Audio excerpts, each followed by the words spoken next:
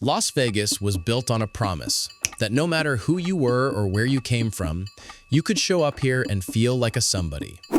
It was the city that never slept, where the drinks were cheap, the lights never went out, and the fun never stopped. But what took more than a century to build fell apart in just 6 years. Between 2019 and 2025, Las Vegas managed to destroy everything that made it legendary: the excitement, the value, and the connection to the people who kept it alive. And it didn't happen because of one big disaster. It happened slowly, through greed, short-term thinking, and a quiet corporate takeover that nobody saw coming. When the pandemic hit, panic spread across the Strip.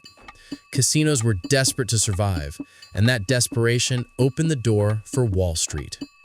Within months, investment firms began buying the land beneath the most famous resorts in the world.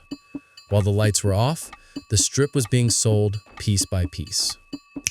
In this video, we're breaking down exactly how it all unfolded year by year. From the record-breaking high of 2019 to the eerie silence of 2020, to the supposed post-pandemic rebound of 2021 to 2023, where corporations and private equity got their dirty, soulless little hands on our beloved desert oasis. In this video, I'll explain why we might be at the point where the Vegas we all knew and loved might finally be dead for good. This is the story of how Las Vegas destroyed itself in just 6 years. 2019, the peak of old Vegas.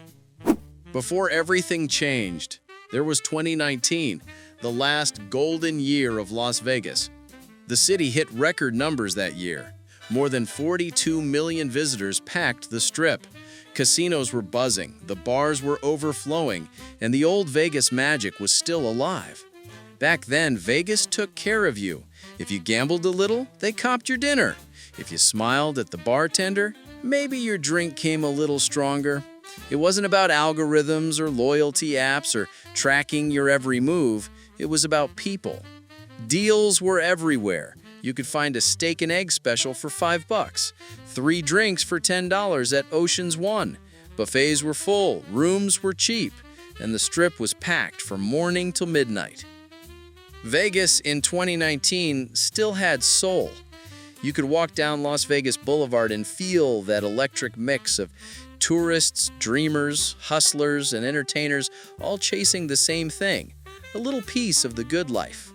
Everyone from taxi drivers to dealers could tell the city was on a roll. Visitors were spending more, shows were selling out, and casino profits were soaring. If you lived here, it felt like nothing could slow it down. But what no one knew was that 2019 would be the high point, the calm before everything came crashing down. Within months, the noise would stop, the lights would go dark, and the city that never slept would be forced into silence. Vegas didn't realize it at the time, but this was the end of an era, the last year it would ever feel like Vegas. Part 2, 2020, the year the music stopped. If 2019 was the high point, 2020 was the crash. Not a slow decline, an instant blackout. One week, the Strip was packed. The next, it looked like a movie set after everyone went home. The fountains stopped. The marquees went dark. The streets that were once a blur of lights and laughter turned into an empty stretch of silence. Even locals who'd seen it all said they never witnessed anything like it. Vegas had been through recessions, scandals, even mob wars, but it had never stopped breathing until 2020. The lockdown didn't just close casinos, it froze the city's heartbeat. Tens of thousands of employees disappeared overnight. Bartenders, dealers, performers, all gone. Entire resorts shut their doors with no idea if they'd ever open again. And for those who stayed behind, walking the Strip felt almost spiritual, like standing in a cathedral after the congregation left. You could hear the wind echo through the buildings that once pulsed with music and money. When the lights finally flickered back on a few months later, people cheered. But something felt different. The city came back on paper, sure, but the version that reopened didn't have the same spark. The shutdown didn't kill Las Vegas, but it changed it forever. Because once you've seen the Strip go dark, you never look at those lights the same way again. Part 3, 2020 to 2021, the stimulus tourist era. When Vegas finally reopened, it wasn't the triumphant comeback everyone expected. Sure, the lights were back on, but the vibe was off. The regular crowd, the loyal gamblers, the couples celebrating anniversaries, the retirees who came every spring, they were still hesitant to travel. But someone else showed up instead. The city got flooded with what locals started calling stimulus tourists. People armed with government checks, rent freezes, and months of pent-up boredom. They weren't here to play smart or savor the experience. They were here to blow through free money as fast as possible. For a few wild months, Vegas felt unrecognizable. Room rates hit rock bottom just to fill hotels, and that brought in a different kind of chaos. Fights broke out on the Strip. Hotel rooms were trashed. Casino security had their hands full every single night. If you talk to anyone working in the industry back then, they'll tell you it was the strangest crowd the city had ever seen. People were drunk by noon, throwing chips around like confetti, yelling at staff, demanding comps that didn't exist anymore. For a city built on controlled risk, it was pure disorder. And while the money was technically flowing again, it came with a price. Vegas's reputation took a hit. The energy that returned after the shutdown wasn't excitement. It was desperation. Casinos, tourists, employees, everyone was just trying to feel normal again. But normal never came back. This was the first real fracture in the city's identity. Vegas was alive again, but not healthy. And deep down, the people running it knew it. Part 4, 2021 to 2022, when Wall Street moved in. While most people were focused on the chaos happening on the Strip, something much bigger and quieter was happening behind closed doors. For decades, casinos had always been run by people who actually lived in Vegas. They knew the players, the high rollers, the cocktail waitresses, even the locals who stopped by for penny slots after work. Vegas was built on relationships. But around 2021, that started to change. Major casino companies began selling off their land and buildings to massive investment firms, the kind of companies that own office towers and retirement funds, not slot machines. Wall Street had found its way to Las Vegas. On paper, it looked harmless. Sell the land, lease it back, keep operating as usual. But those deals came with a new kind of pressure, the kind that comes with quarterly earnings calls and shareholder demands. Suddenly, Vegas wasn't being run by casino bosses who loved the city. It was being run by finance guys who had never stepped foot inside a sportsbook. Every inch of the Strip had to perform. Every bar, every table, every hotel room had to justify its existence in a spreadsheet. The result? Anything that didn't make money was gone. Free parking? Gone. Cheap food deals? Gone. Comps and rewards? Replaced with digital systems that calculated every dollar you spent before deciding if you were valuable enough. This was the turning point, when Vegas stopped feeling like Vegas and started feeling like an airport terminal with slot machines. The corporate era had begun, and for the first time, it wasn't about giving people a good time. It was about seeing how much they'd tolerate before walking away. Part 5, 2022, the year of revenge tourism. By 2022, the world was tired of sitting still. After 2 years of canceled trips and isolation, people were desperate to get out, spend money, and feel alive again. And there was no better place to do that than Las Vegas. The city came roaring back, planes packed, casinos full, restaurants booked weeks in advance. Everyone was calling it revenge travel. People didn't care what it cost. They just wanted to make up for lost time. And Vegas took full advantage. Room rates skyrocketed, resort fees quietly increased, drink prices doubled. The same rooms that cost $99 in 2019 were now going for $300, and people were still paying it. To the casino executives, it was proof that demand had no ceiling. The more they charged, the more people seemed willing to spend. Revenue hit record highs. The Strip brought in over $11 billion that year, the most in its history. But underneath the celebration, something darker was happening. The city was learning that greed worked, that you could strip away the perks, overcharge for everything, and people would still smile for selfies under the neon lights. Vegas had always tested limits. That was part of its charm. But in 2022, it discovered a new one: how far it could push people's wallets before they realized they were being played. That lesson changed everything. From that point forward, the city stopped asking, "How do we bring people here?" and started asking, "How much can we get out of them while they're here?" Part 6, 2023, The Era of Greed. By 2023, Vegas had officially crossed the line.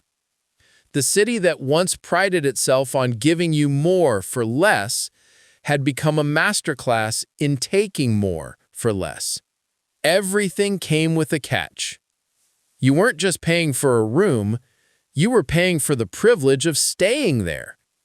Resort fees hit record highs. Parking fees returned, even for guests already spending hundreds a night. Early check-in? Extra. Housekeeping? Extra. Want to print a boarding pass? That'll cost you too. The buffets that once symbolized Vegas generosity were now luxury-priced, exclusive experiences. A simple breakfast and coffee could run you $40. A bottle of water in your room? $25. Casinos justified it all with buzzwords like dynamic pricing, market adjustments, premium experience. But to regular visitors, it just felt like greed dressed in neon. The same people who used to come every year started skipping trips. Locals who once spent weekends on the Strip began avoiding it altogether.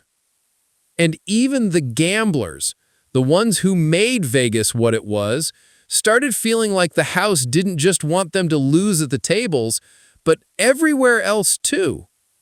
The irony was painful. Vegas was making more money than ever, but it had never felt emptier. The laughter, the looseness, the sense of escape, it was gone. In its place was a corporate machine that knew exactly what your limit was and charged you right up to it. This was the year Vegas stopped pretending to care about fun. Now, it was just business. Part 7, 2024, The Backlash. By 2024, the cracks in Vegas's shiny surface were impossible to ignore. The crowds were smaller, the rooms were still overpriced, and the charm, the feeling that anything could happen here, was gone. Social media started turning on Las Vegas. TikToks and YouTube videos went viral, showing $25 water bottles, $40 breakfasts, $100 resort fees, and broken escalators leading up to premium entrances. Travel vloggers began calling it out directly. Vegas isn't fun anymore. Posts racked up millions of views from people who used to love coming here, but now felt ripped off.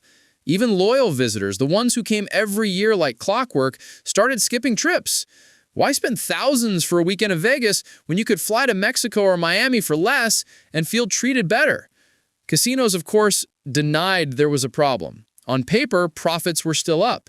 But if you talk to the people who worked on the floor, they'd tell you the truth. It felt empty. Sure, they were still tourists, but not the same kind of crowd. There was less laughter, less excitement, fewer big winners, fewer people coming back. Vegas had become a place people visited once, not a place they returned to. That year, the city also hosted major global events, Formula One, conventions, concerts, all meant to prove Vegas was back.